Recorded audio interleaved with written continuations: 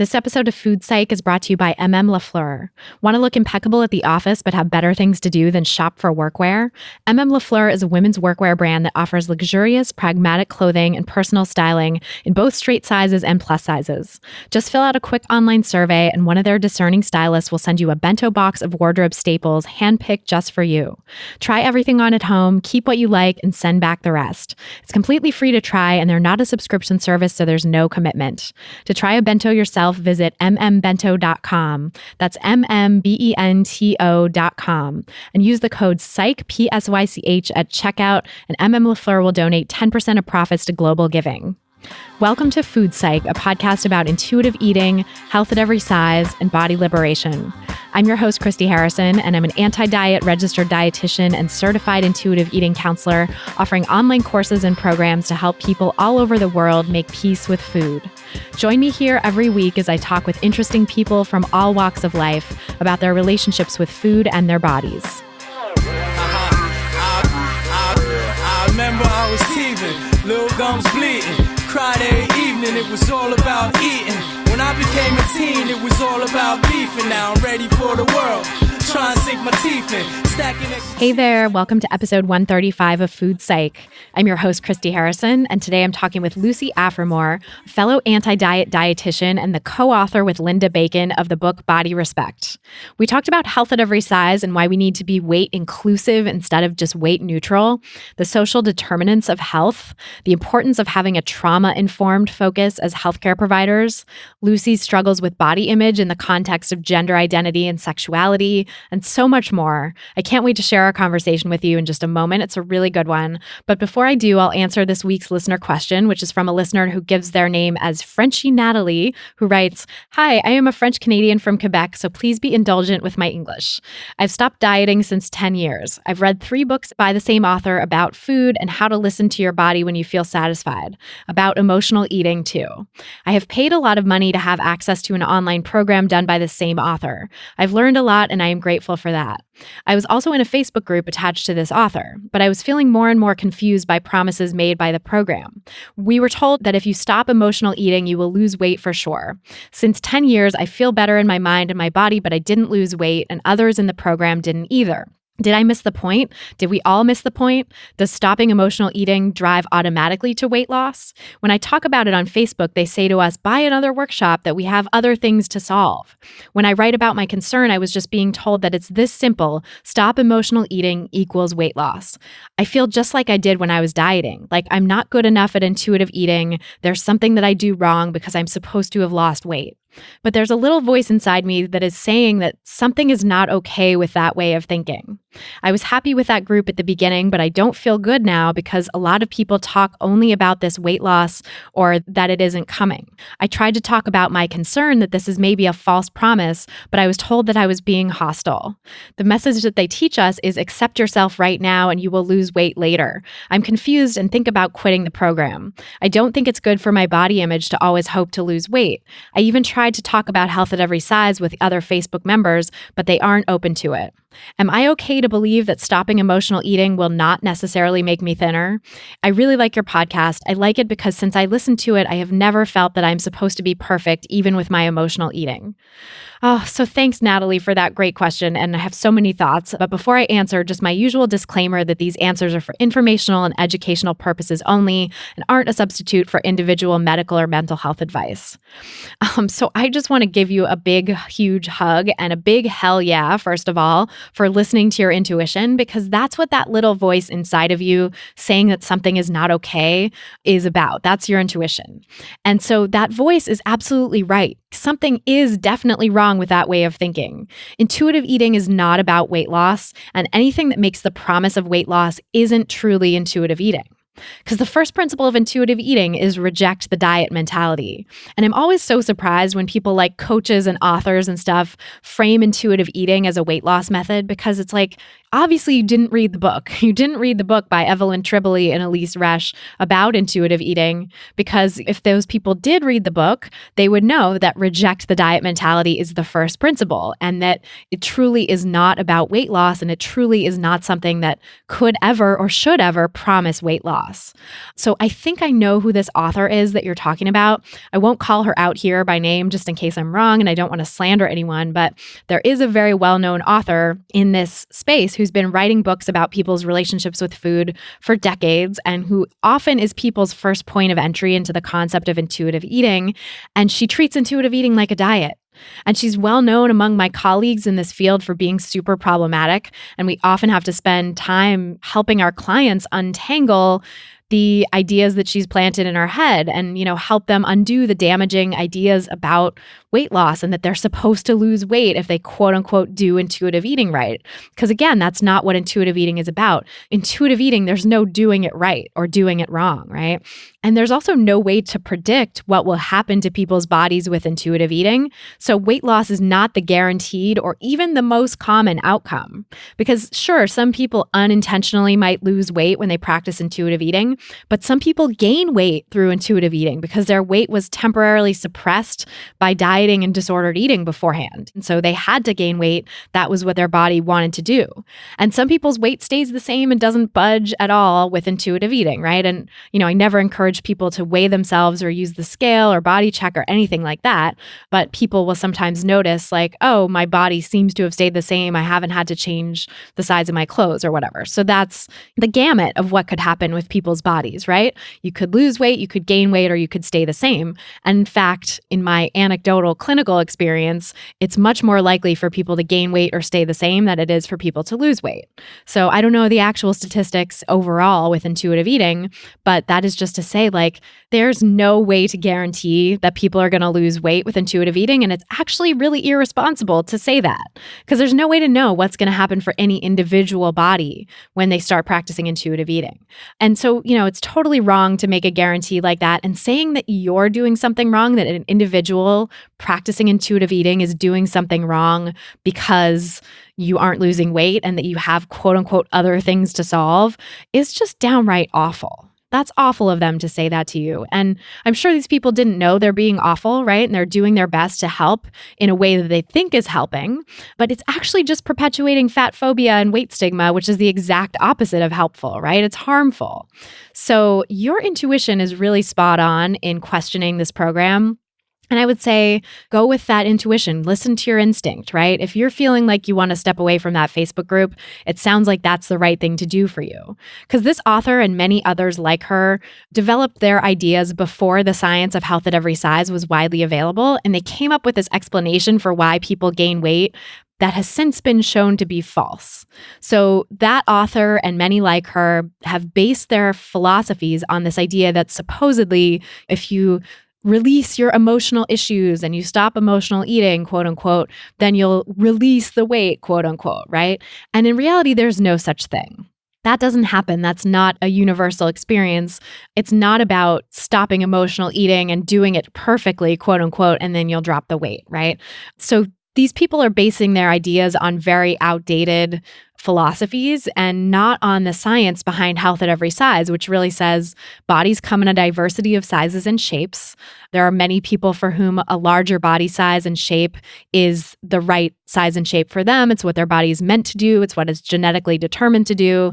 And when people are eating intuitively and trusting their body's cues and not dieting or eating in a disordered way, their bodies end up larger or their bodies don't lose any weight. And that's perfectly fine. That's perfectly good and healthy for that person, right? That's well-being for that person.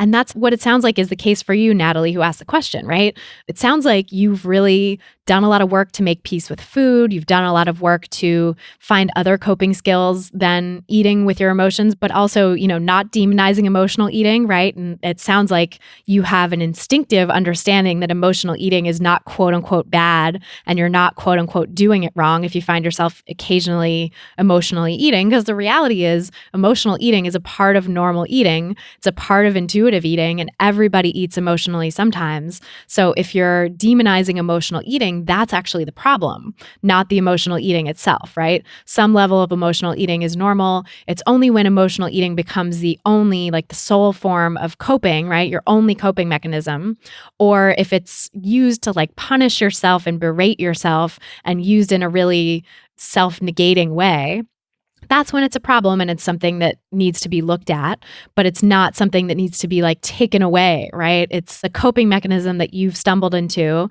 that has served you okay up until this point, but it's maybe causing more harm than good.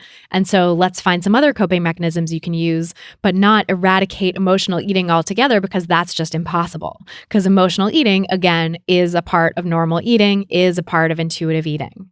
So I hope that helps you sort of put this into perspective. And I would say, again, just trust your instincts, trust your intuition. It seems like it's steering you in a really positive direction, and know that you're not alone. For a lot of people, for most people, in fact, stopping using food for emotional safety and emotional comfort all the time and finding other coping skills and having emotional eating take its place as just one coping mechanism in your life, and learning intuitive eating and connecting with your body's wisdom about food often does not lead to any weight loss whatsoever, and in some cases, many cases, leads to weight gain, because that's what a person needed. So whatever happens with your body, whatever your body does in response to intuitive eating, that's what it's meant to do. That's what's appropriate for your body. And barring the case of clinical restrictive eating disorders, right? That's a whole other situation in which full intuitive eating is not recommended. And listen to episode 127 for my explanation of why. But otherwise, in cases other than that, intuitive eating really will lead you to the right place for your body. And that doesn't involve weight loss for most people. So trust your instinct. Thank you so much for asking the question. And again, a big hug and a big hell yeah for you in asking this question and really having this instinct that is serving you so well. If you want to submit your own question for a chance to have it answered on an upcoming episode of the podcast, go to christyharrison.com/questions to submit yours. That's christyharrison.com/questions. And then if you want a whole library of answers from me about the ins and outs of intuitive eating, plus a chance to ask me any question you want, join my online course, Intuitive Eating Fundamentals. If you're ready to leave diet culture behind in 2018, join the course now and become a part of a wonderful community that will support you on this journey. Plus, now through New Year's Day, I'm offering gift subscriptions to the course. So it's a perfect present for that loved one on your list who needs some anti-diet energy in their life, you know? Or you can put it on your wish list so that your friends and family know how to get it for you. You can grab it at christyharrison.com/gift. That's christyharrison.com/gift. We're brought to you today by Storyworth. Everyone has a family member who tells great stories, like my dad, who's got a lot of fascinating tales about being in on the ground floor of technology as a computer programmer in the 60s, or all the ridiculous death-defying things that he did in his youth. Storyworth makes it easy and fun for your loved ones to share those stories. Purchase a subscription for someone you love, and each week Storyworth will send them an email with a question about their life. They reply with their story either via phone or email, and then after a year, their stories are all collected and bound into a beautiful keepsake book. And don't worry, your data is secure and everything is private by default, so you control who sees your stories. It's a great way to learn about your family and bridge geographic distance. And Storyworth makes it easy to preserve your memories and pass them on to your children and their future families. It's a great holiday gift for anyone who enjoys telling stories. I'm giving it as a gift to my dad, and I'm 99% sure he's not listening to this right now, so hopefully I'm not ruining any surprises. But you know, my family is scattered across the US, and so I thought this would be a great way to bring us together, to get his stories bound in a book and have us all be able to connect over that. For $20 off when you subscribe, visit storyworth.com/psych. That's storyworth.com/PSYCH. We're also brought to you today by LaFleur. For the woman who wants to look impeccable at work but has better things to do than sift through uninspiring racks of pantsuits, the solution is LaFleur. They take the work out of dressing for work by offering luxurious, pragmatic clothing and personal styling in both straight sizes and plus sizes, which is why I'm so happy that they're supporting the podcast. Just fill out a quick online survey and one of their discerning stylists will send you a bento box of wardrobe staples handpicked just for you based on your preferences and lifestyle. Once your bento arrives, you'll have 4 days to try everything on. Then keep what you like and send the rest back. You won't be charged anything up front and you only pay for the items you keep, so it's completely free to try and even shipping is free both ways. And because it's not a subscription service, there's no commitment, so you got nothing to lose. To try a bento yourself, visit mmbento.com. That's MMBENTO.com. Plus, when you use the code PSYCH, P-S-Y-C-H, at checkout, MM LaFleur will donate 10% of profits to Global Giving, which is my favorite charity for hurricane relief. So just go to mmbento.com and use the code PSYCH at checkout. And now, without any further ado, let's go talk to Lucy Aphramor. So tell me about your relationship with food growing up. So I was thinking about this, Christy, when I got your questions. And the first thing that came to mind was how unremarkable it was. But I suppose that's because it was my relationship with food and it's all I knew. So when I was growing up, my idea of unremarkable was that I took it for granted that there'd be food in the house. And my mother cooked for us and there was regularly food available. And I think looking back, food became problematic for me. I became more aware of food in my life when I was probably around 12 or 13. And looking back, I was moving towards what would probably now be diagnosed as orthorexia. And at the time, I just understood as healthy eating. And I had access to sort of whole food ideas sort of before they became popularly available.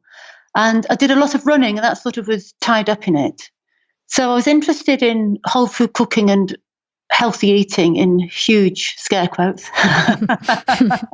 Although certainly not for me at the time, certainly not. And then by the time I was older, sort of 16, I was self-restricting a lot around weight as the focus. Until then, it hadn't really been weight as the focus. It was more this sort of healthy eating agenda. I remember going, after I finished what we used to do O-levels, so I would have been 15, 16, going to spend time with a French pen friend. And I can remember sitting at the dinner table and just wanting the water, drinking loads and loads of water, and the comments being made about the fact that I wasn't eating. So again, looking back, I would certainly have diagnosed with anorexia. And that continued for another 2 years through, so 2 years of sixth form. And the whole thing with the relationship with food as well, it's only in hindsight I've sort of forgotten this, but terrible IBS with it as well. So I went off to university to do nutrition and dietetics. And lost a lot of weight when I got to university. And then at the end, I did one term. And when I returned into the second term, so soon into the beginning of the second term, I had gut problems that meant I had to have surgery that I didn't understand it at the time as a complication of anorexia, but I certainly would now. I write a lot, particularly poetry, and sometimes I remember things through the poetry that I've sort of shelved consciously, but they pop up. And there's a line in the poetry, there was a Norwegian pop band, Aha, that had a #1 single at the time. And the line of the poetry is, when I was in hospital, I realised I was killing myself. Call it an aha moment, if you will, with the sun always shines on TV, playing on the interminable radio on the nurse's station. And it was never intentionally meant as suicide. So I ate one brave dollop of chaos after the next, ate my way through variations on survival. And so when I left university for the rest of the year and lived at home, and then I would think of it now as just chaotic eating. So I decided to eat, but I was still certainly struggling, but the decision I'd decided, I was no longer going to starve myself. And sort of tied up with that, I mean, first of all, I was too poorly to resume any running, but tied up with that, I had this idea that the desire to be thinness had come from running. And so I decided I wasn't going to run competitively either. So that was all just tricky. Yeah, absolutely. Did you have a coach or someone who told you about weight and that planted the seed of weight loss, or did you kind of come to that on your own? No, I came to it on my own. And I think it became about weight. But I think even deeper than that, it was around autonomy, it was around control. And I think at the time, there wasn't that much talk around weight. One thing that the running did was people would ask me, have you lost weight? And I would just say, yes, it's for running. So it was an easy way of sanitizing what I was going through. And what fascinates me now is that nobody pressed. People weren't really that interested, or perhaps out of their depths, who knows? But certainly my experiences weren't translatable in the narratives that were available to others at the time. Was anorexia even really talked about then? Was it in the public eye at all? Yeah, it was in the public eye, but not in the way that it is now. And I think as well that I was academically capable and nationally ranked in running. That and pathology don't really go, in a mainstream view, that and pathology don't go hand in hand. So again, it was quite easy to get away with. Yeah. I mean, I think that's so common even today, right? Like with this sort of Fitspo community or, fitness as being held up as a holy grail of health. Like if someone looks fit, quote unquote, they're not deemed to be sick or thought to be sick. And in fact, some of the people who are the most, the sort of icons held up as fitness gurus or Instagram fitness stars or whatever are actually really sick and really struggling. But we still don't see that. Yeah.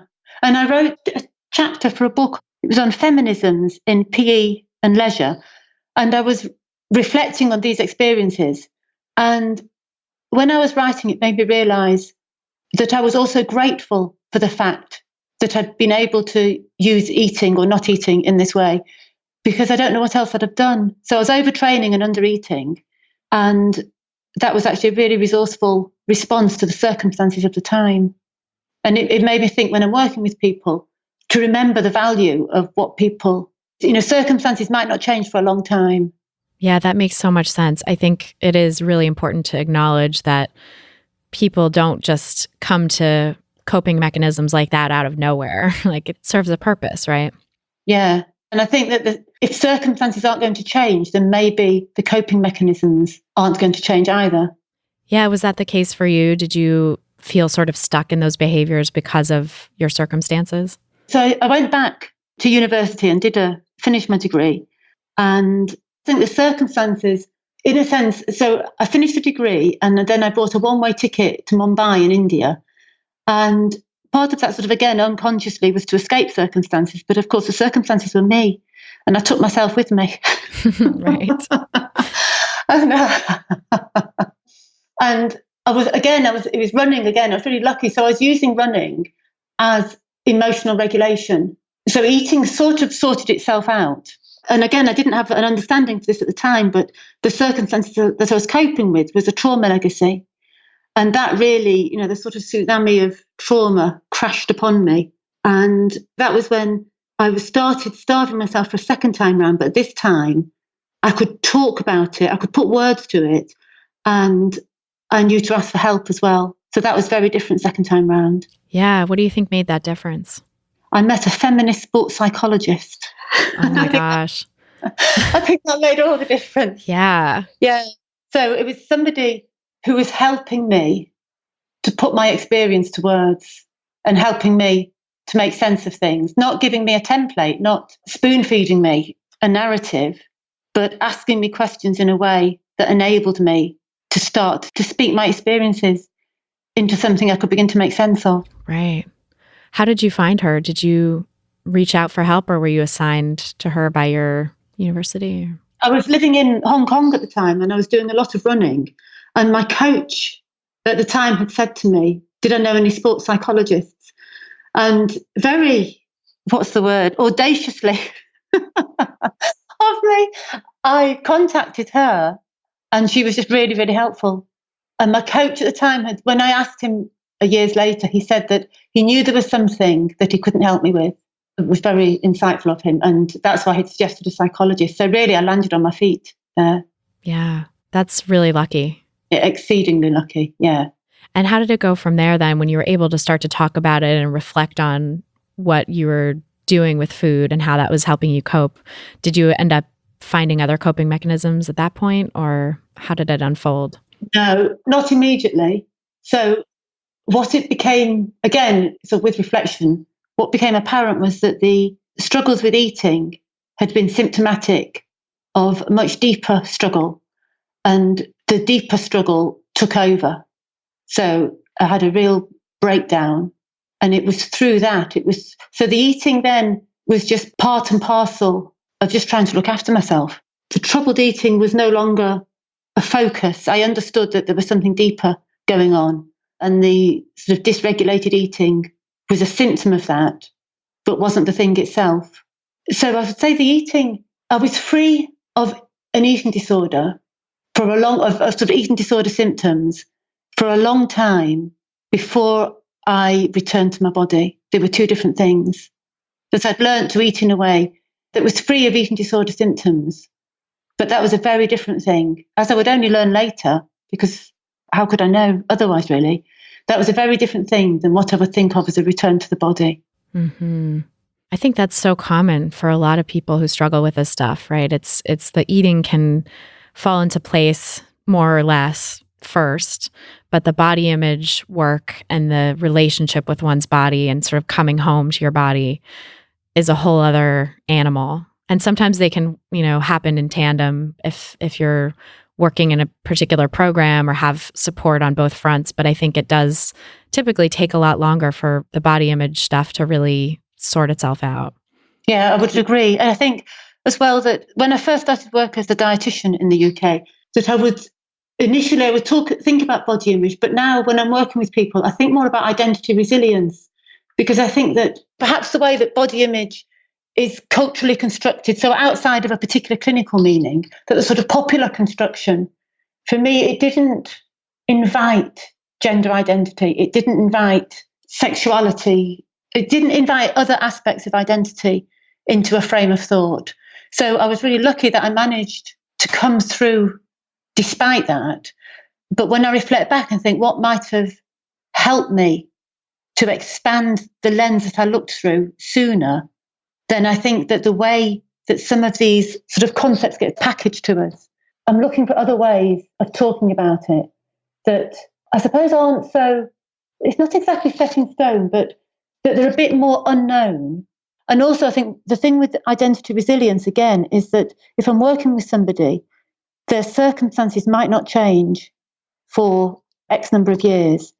And this core idea of identity resilience, helping somebody to value who they are, regardless, to understand stigma and shame and trauma, but to have something to understand themselves in such a way that they can make sense of that, even if they can't change their own circumstances in any significant way.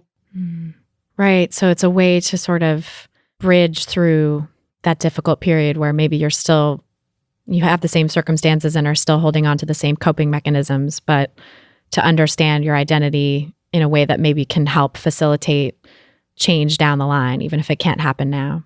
Yeah. And I suppose that core sense of innate worth, to know that regardless of how much we might want to change our bodies. Right. Yeah. So how are those things tied up for you then? Like the sense of self-worth, the gender identity, the sexuality, how did that all come into your own body image experience or relationship with your body, really? Not just body image, but kind of the larger sense of relating to your body. Where to start with that?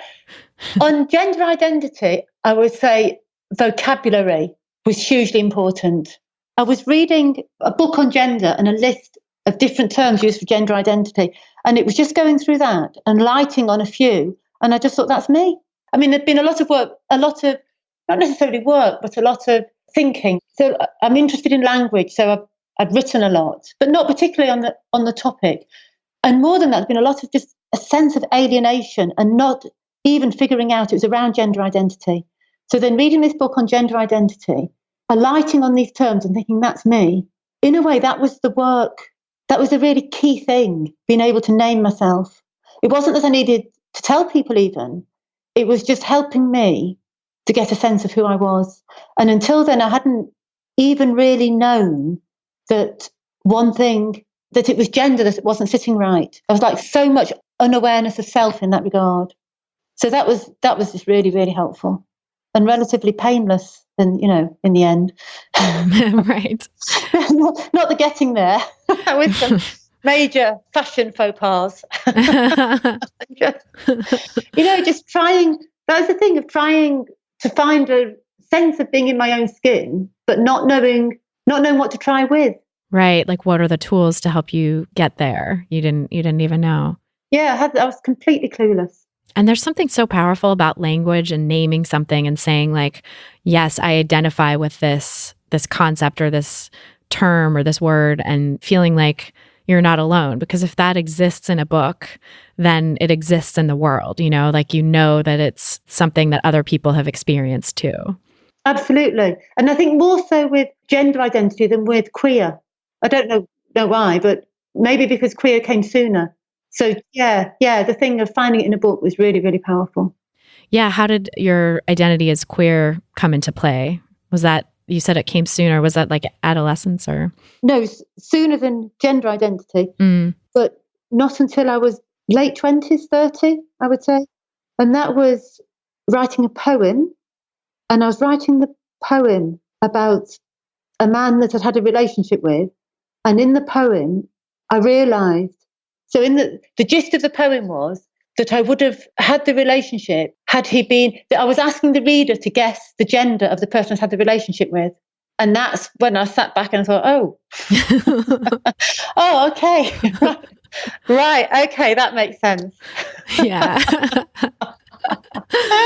So I think the thing of that poetry has been really helpful for me because it taps into the unconscious, because I write in a very unguarded way.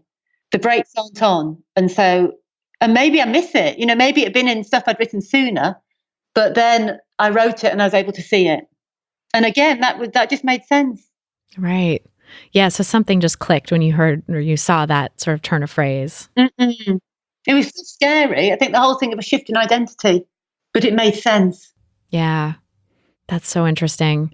So what role did poetry play, do you think, in your recovery? Where did that come into play? Had you always been writing from childhood or? No, I started writing when I came back from Hong Kong and got into crisis and entered the mental health system. And I was sort of trying to get some structure, some purpose to my day. I wasn't able to get paid employment. And so I decided to do a writing course. It's a literature course. And one of the assignments that we were given was to start writing our autobiography. And I wrote some in prose and I wrote some in poems. And the tutor was just very encouraging about the poetry. And that set me off, really. It was like a whole world opening. And I think as well, what you're saying about recovery, that I think when I'm working with people around food, the model that I would use, I think of it as eating distress discovery. And that's how I see the poetry, that it helps me discover things. And it's not so much that this idea of a linear narrative moving from a sort of before and after is not one that I've found helpful. And I think politically as well, if we want to move away from some of the thinking, it can end up getting quite an ableist.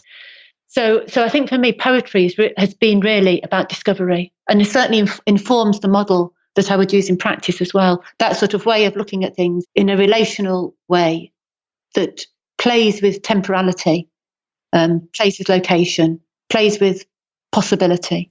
That's interesting.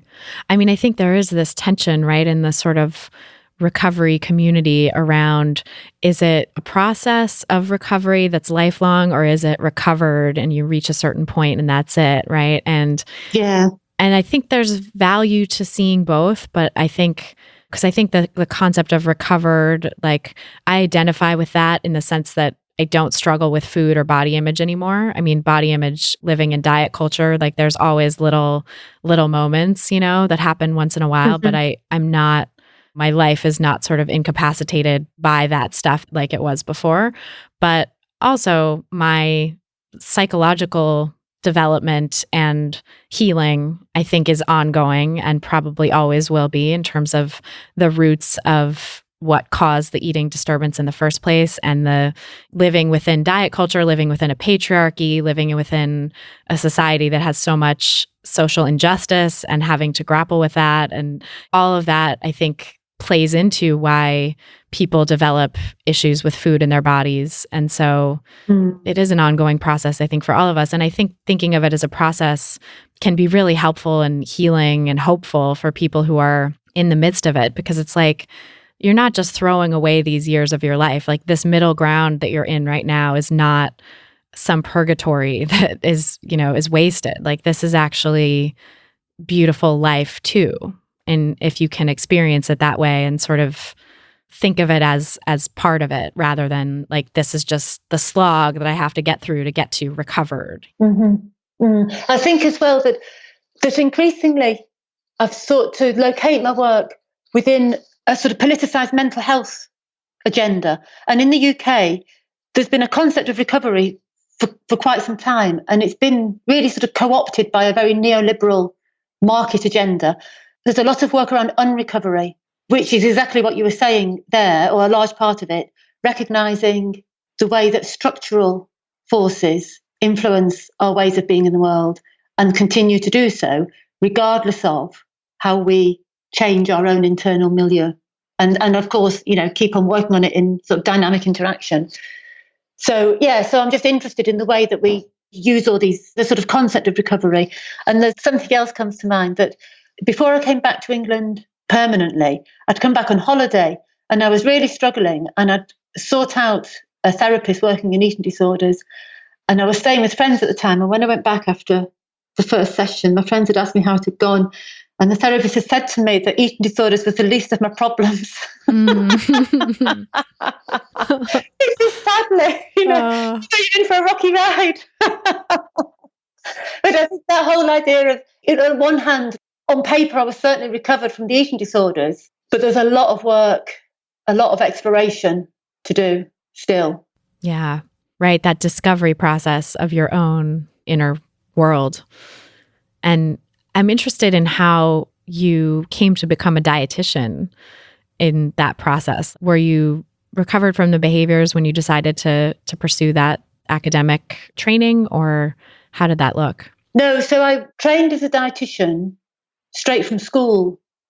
And that's when I started the course and then ended up in hospital after the first term, and then went back.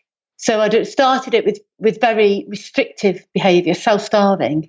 And when I went back, I was a very chaotic eater, and graduated with a distinction, this is in the poem, with a hard 1-2-1, a distinction in dietetics and an eating disorder of a blessedly non-starving variety.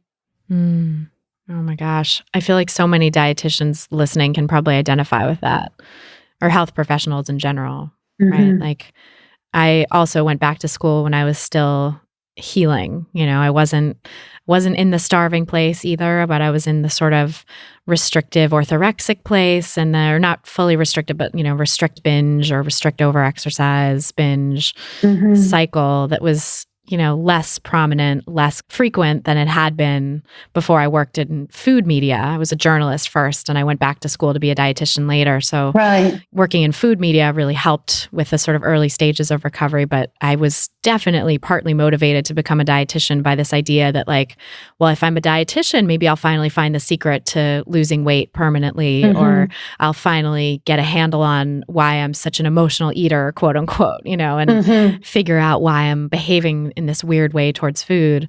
And it really was such a blessing that somewhere in my schooling, I discovered the book Intuitive Eating, and that helped reframe my thinking. And it wasn't even in a class. It wasn't like I was taught that, because as I'm sure is common in the UK as well, like, dietitians don't really get training on non-diet approaches. It really is very rooted in the diet mentality. And at least here it was like, here's how to calculate someone's ideal body weight, quote unquote, and here's how many calories they need to lose weight on that or whatever. And so, it was really fortunate that I kind of came to this other direction, but could have just as easily, I think, been a longer road of staying in the traditional diet paradigm and not really getting exposed to this other way of thinking. I absolutely agree with what you said there, Christy. And I think that the fact that there's so many dietitians, so many people who go into dietetics because of their own eating distress.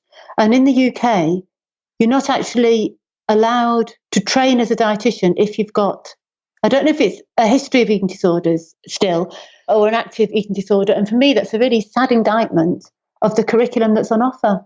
Because if I'm training in nutrition, I want it to be helpful for people who are struggling with food. Right. And of course, it's very disablest. And it makes it very difficult then for students who are struggling to speak up and seek help. And of course, it carries on repressing trauma narratives. So the knowledge that gets created reinforces the systems of thought and the values that lead to the disconnect that can be seen in eating disorders in the first place. Mm-hmm.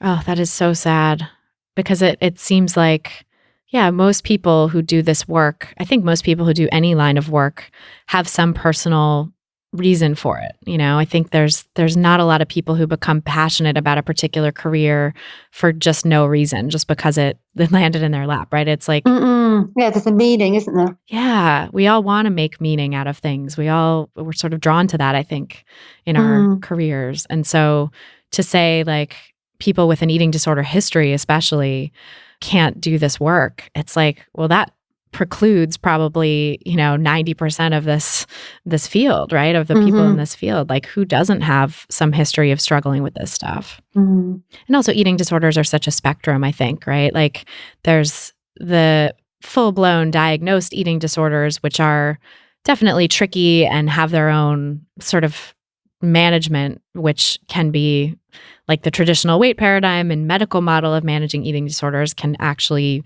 lessen the rates of recovery and make things worse in a lot of ways. But there are some versions of healing from eating disorders that are very healing and therapeutic and helpful and important.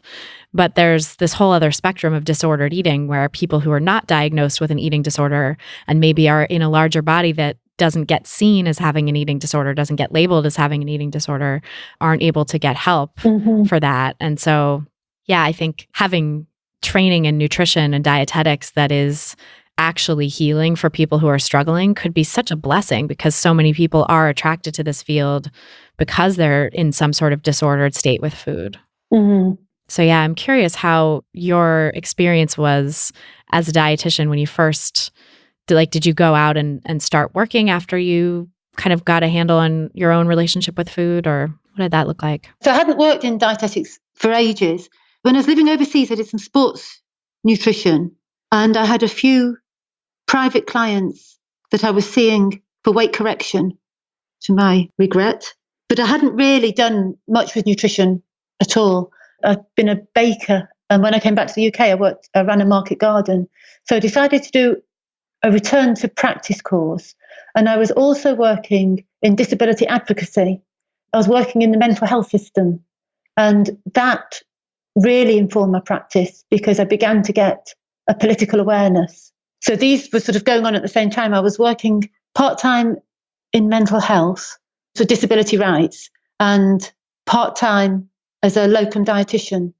And so the dietetics was really informed by a political awakening. So and it's back to this idea that when I started work as a dietitian in the UK, I wouldn't have I was certainly over an eating disorder, but I was still living at one remove from my body. And I think it was more my experiences in the mental health system that was overtly informing practice, because it had woken me up to social justice. Yeah, that's a really fortunate path, because so many dietitians don't get woken up to that. That, and I did a course in women's studies as well, an AdEd course. So I had different frameworks of thought, and I'd learned to question. Right. Oh, that's so important. And was that sort of the basis then by which you started to think about body size and discrimination, weight stigma? Did that sort of inform your thinking on that? It helped me when I began to realize that all was not as I've been led to believe. So it was listening to people's stories, overwhelmingly white working class women who'd been told to lose weight or who wanted to lose weight. It was listening to stories of horrific, appalling prejudice because of their size, but in and beyond healthcare, of just terrible shame, the shame that people felt. And also it was beginning to dawn on me that it really wasn't, people's health status really wasn't down to food. Certainly that can affect quality of life. And yes, economic access to food was really important, and that certainly had to be kept in the picture. But even if everybody made the recommendations that I was suggesting, there wasn't going to be a significant difference in people's health. So it was these sort of things coming together. Also, when nobody lost weight, I got the primary data for the weight management guidelines at the time to see where I was going wrong, really. And that was like falling without a net for a while, because I'd taken it in good faith that the guidelines were supported by the evidence, and of course they weren't. So in reading round, I came to realise that there's actually adverse effect from recommending calorie restriction. So I knew that I could no longer recommend dieting, and I wanted something that didn't add to size bias and a way of integrating social determinants of health. As I begin to read around, I started looking at racism and heart health. And again, I landed on my feet with some of Nancy Krieger's work, looking at the impact of racism and child abuse on health. So I was beginning to get ways to think through all this stuff that had just been sort of repressed knowledge, really. That's really interesting.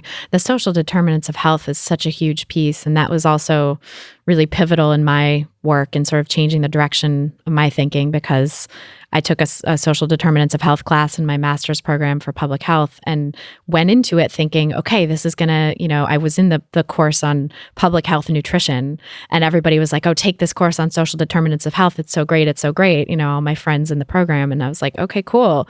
I'm going to learn how my sort of assumption at the time was like how people's social determinants affect people's health and how we can intervene nutritionally to fix that, or that somehow nutrition was gonna be a part of the solution. And in fact, I took away from it that nutrition was such a tiny fraction of the solution or the problem, and that really all of these other factors like racism, like poverty, like stigma, on various levels were actually responsible for or linked to greater risk of all these chronic diseases that we were always told were linked to weight or linked to food. And so it was just like, wow, really? Okay. This definitely threw me for a loop too. And felt like a bit of a free fall as well. Like, well, what do we do then? What is the solution if I'm training to intervene nutritionally with people and nutrition actually isn't that big of an influence, big of a determinant on people's health? Like, what do we do instead?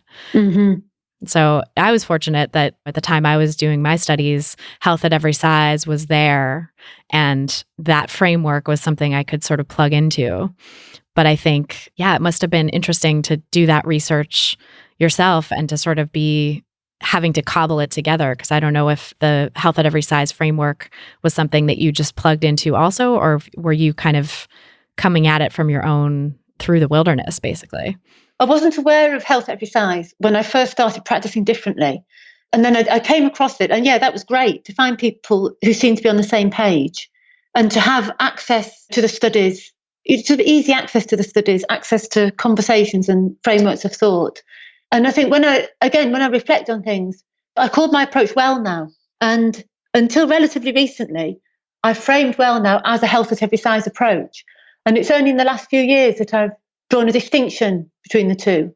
I think largely around a sort of starting point of how social justice gets integrated into the two approaches. So certainly there's a lot of places where health at every size and Well Now do overlap and are on the same page.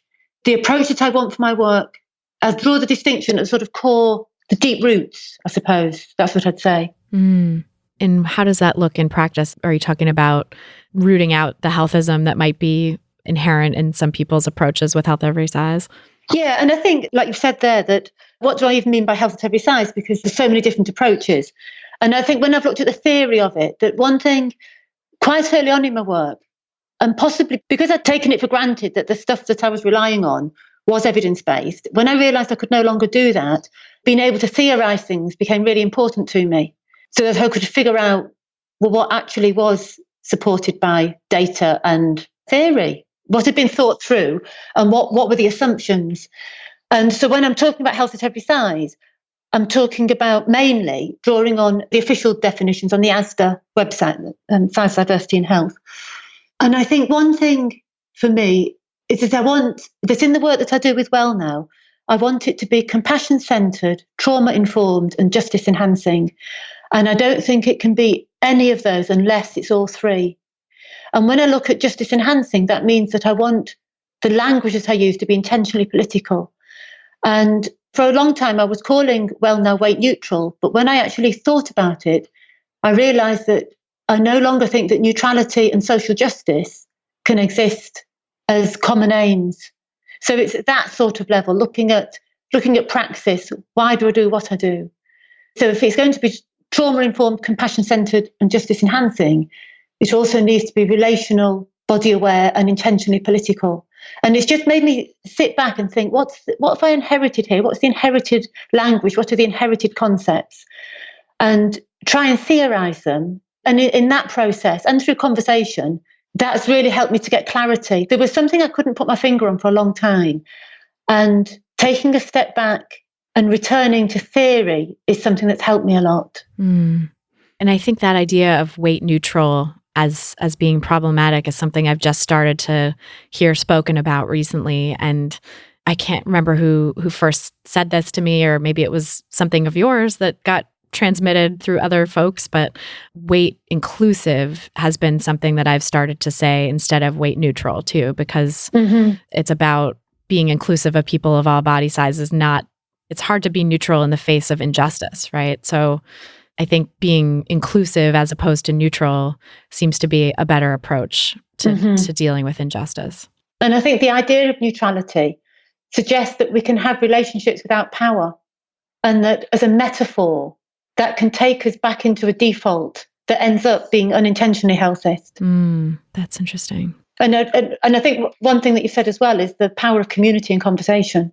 Change starts in conversation, and just how vital that is, that we have places where we can talk about these concepts. Absolutely. I know.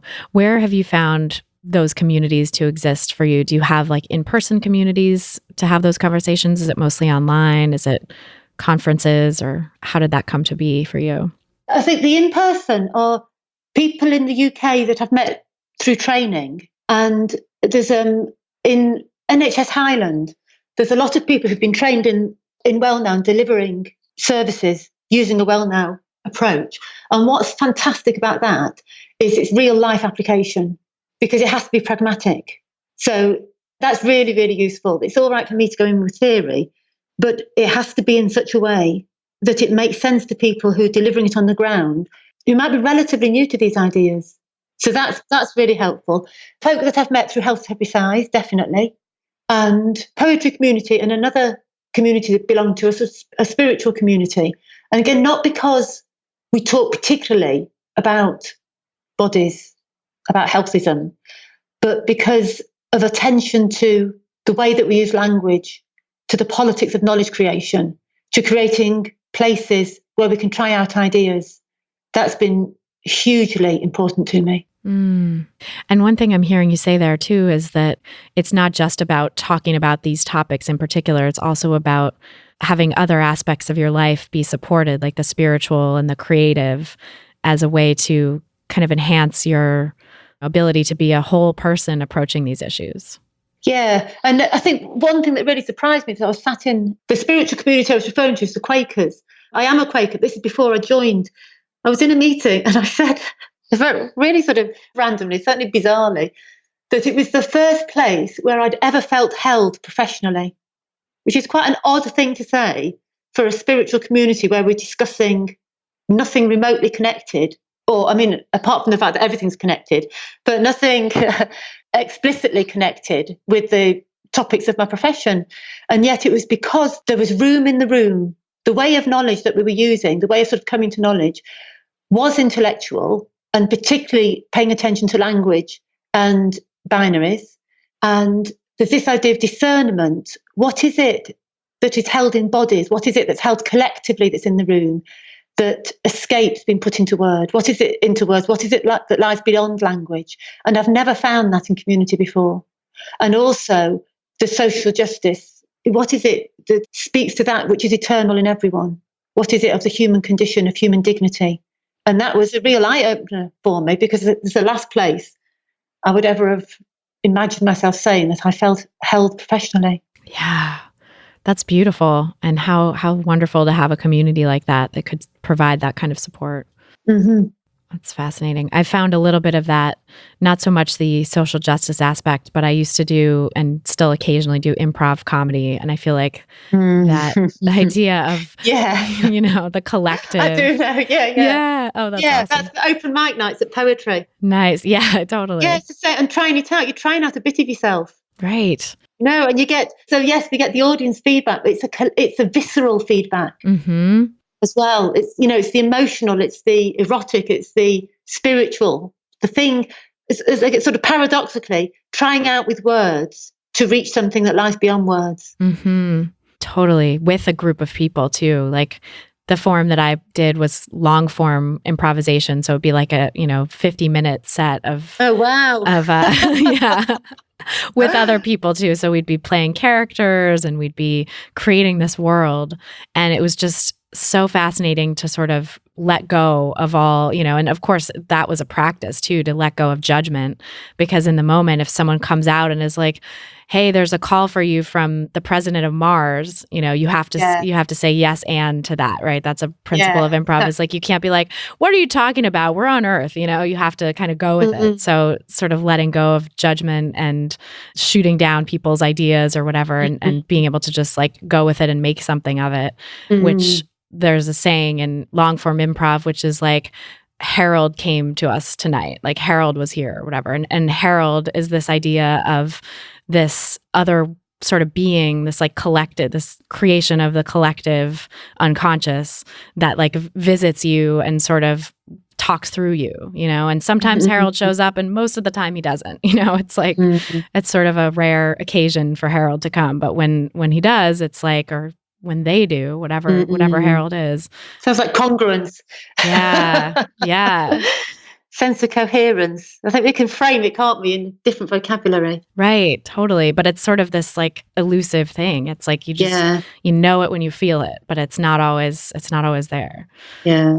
And I think as well what you're talking to there, that for me, when I think of the work that I do, that food is the vehicle, food and eating and bodies are the vehicle for the thing that I'm talking about, which is a different way of relating to the world, a different way of being in the world. And it sounds like that's what you're practicing in improv. Mm-hmm. Absolutely.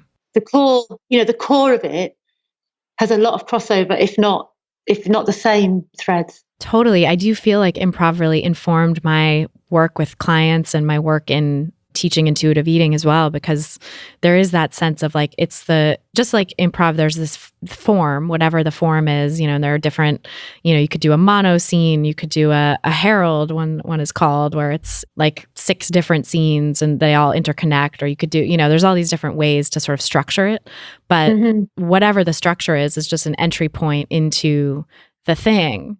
And I think it is definitely that way with food. And my experience of working with clients who really will click into their intuition around food, and then how that translates into their intuition in other areas of life, where they'll see like, oh, this job is really not nourishing to me because I'm having this bad feeling there all the time. And I didn't even notice or recognize what this bad feeling was, and that it was located in this place, until I was able to tune into my intuition through food and start prioritizing self-care through food. So it's this really cool way that it kind of branches out into all aspects of life. I really love that. Yeah. So tell us more about your work and what you do with clients in the Well Now process, like what that looks like. I train people, health practitioners, nutrition professionals or counsellors mainly, and people from other disciplines as well. I started doing more one-to-one work more recently. And what I find in that is that, again, that so food is the vehicle, and people will often come because they want to lose weight, that it's this helping people to look at the systems of thought and the assumptions that they have around their eating and around their body and others' bodies. Because when we can catch the deep roots of a system of thought, then everything changes. So I tend to talk about food. When we start talking about food, it's a pretty good indicator that somebody won't be coming very much longer.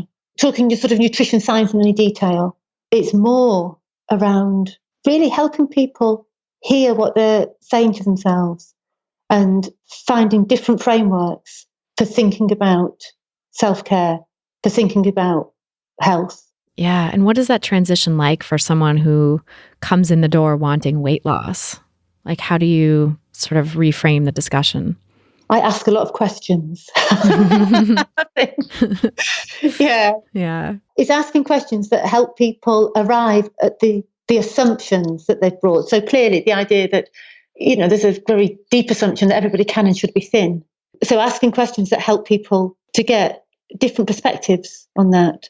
exploring people's ambivalence, looking at the meanings of thinness, the meanings of dieting, recognizing there's a term that I came across recently that I will be using from now on because it very succinctly captures what I've been got to in a very long-winded way myself, that we're quite familiar with the idea of comfort eating. And the term I came across was the idea of comfort dieting as well. So what role is restriction playing? So it is asking questions that get to the deep roots of what people are telling me, and also giving them different frameworks to make sense of their experiences. So there's various frameworks that I theorised my work with, and one is through salutogenesis. And this is work by an epidemiologist, Anton Antonovsky. And in brief, he was doing work around the menopause, and he realised that a small but significant number of women in the research group had survived the Holocaust and had gone on to thrive. And he asked himself, how is this possible? How on earth can this be possible? And he worked with these women to answer that question. And there was various things that he found. And one was that the women believed that their life mattered. So that the core thing of self-worth, regardless of health status or anything else that's going on. So for every fibre in our body as health practitioners to reflect back to somebody, you are worthy of respect. And that the minute that I start giving suggestions or advice, what I'm inadvertently saying is, I know best. So to make sure that how I engage with somebody completely reflects that. And the other thing was that how I've sort of translated it into my work is to help people, this is a sort of iterative thing, to meet their needs. And in order to do that, you have to be able to identify your needs.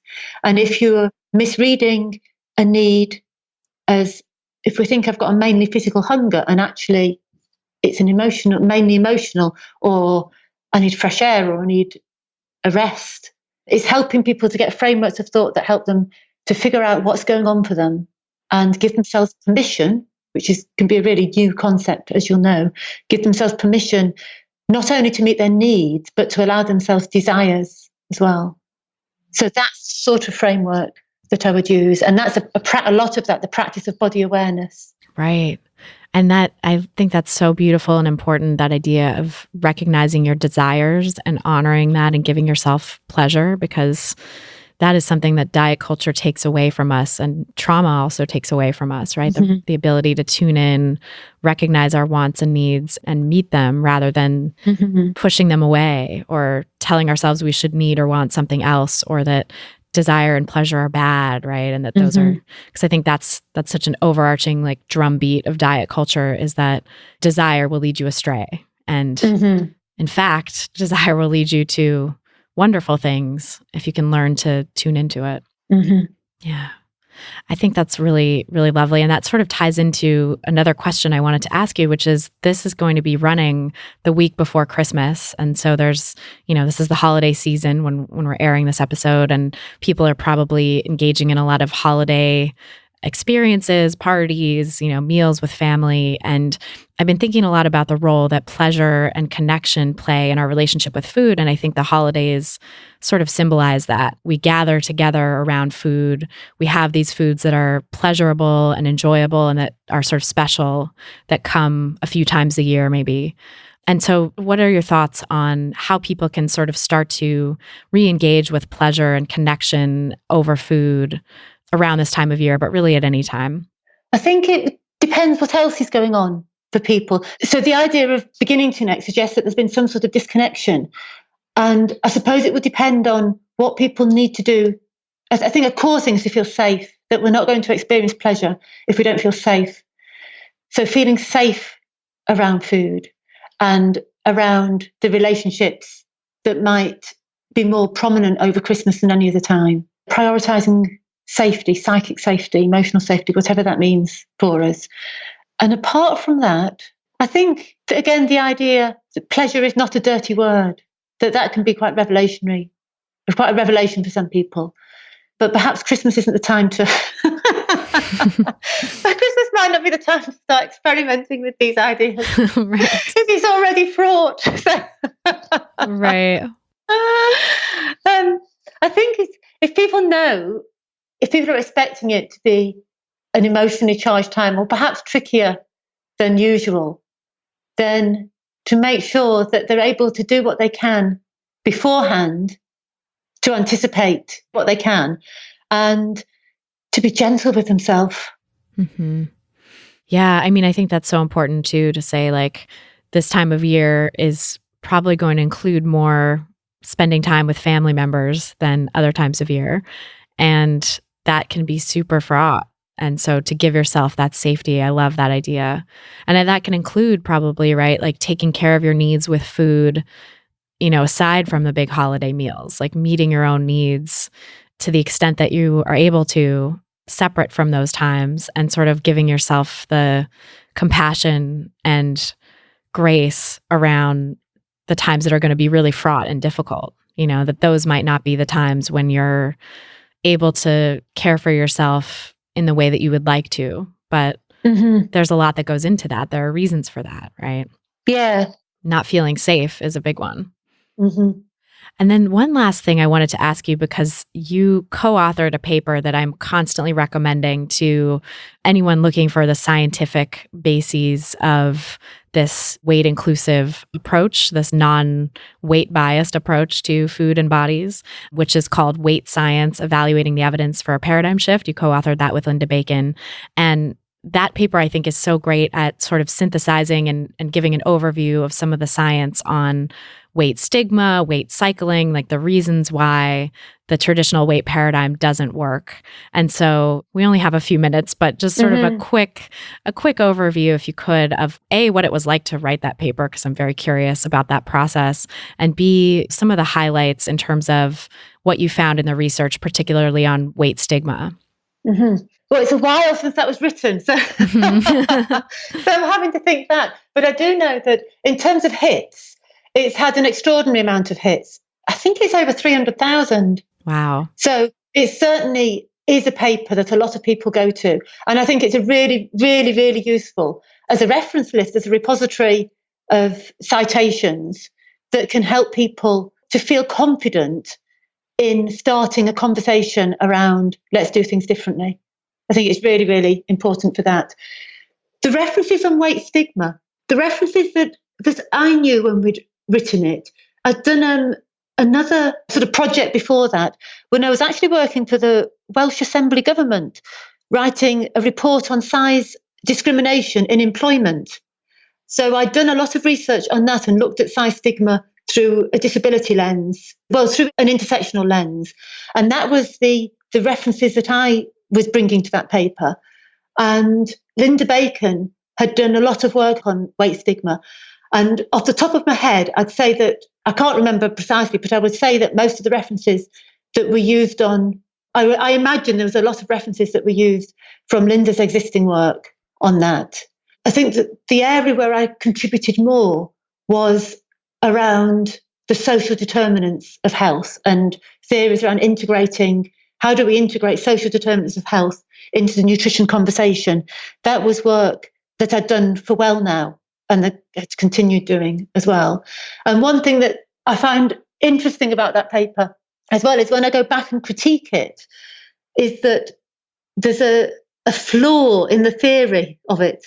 So certainly all the references and everything, they still say what we hold them up to say, but there's a sort of a theoretical impasse because we give a definition for health at every size that locates health in health behaviours, and then we talk about social justice and social determinants in a way that contradicts that statement.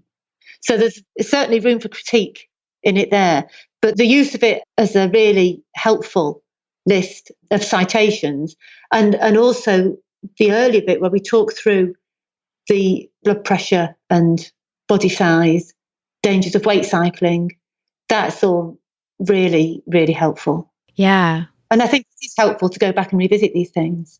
Absolutely. And yeah, as a starting point for people who are coming out of the traditional weight paradigm, I think it does a great job of just synthesizing all of the science on like, here's why this isn't true. Here's why this doesn't work. Here's what an alternative explanation of why there's an association between size and certain health outcomes or whatever is wonderful. Yeah. But I think that's a really interesting point that you bring up about the idea of locating health in behaviors versus an understanding of social determinants of health. And that's been one thing that I've struggled with in speaking about health at every size too, because I find that some people want to interpret health at every size to mean, well, health is all about behaviors and it's not about weight. But that's actually just another way of sort of making health a personal problem, like one's individual responsibility, right? That neoliberal idea that you were talking about, versus saying like, there are things you can do behaviorally to help your health, yes, and they don't have anything to do with weight.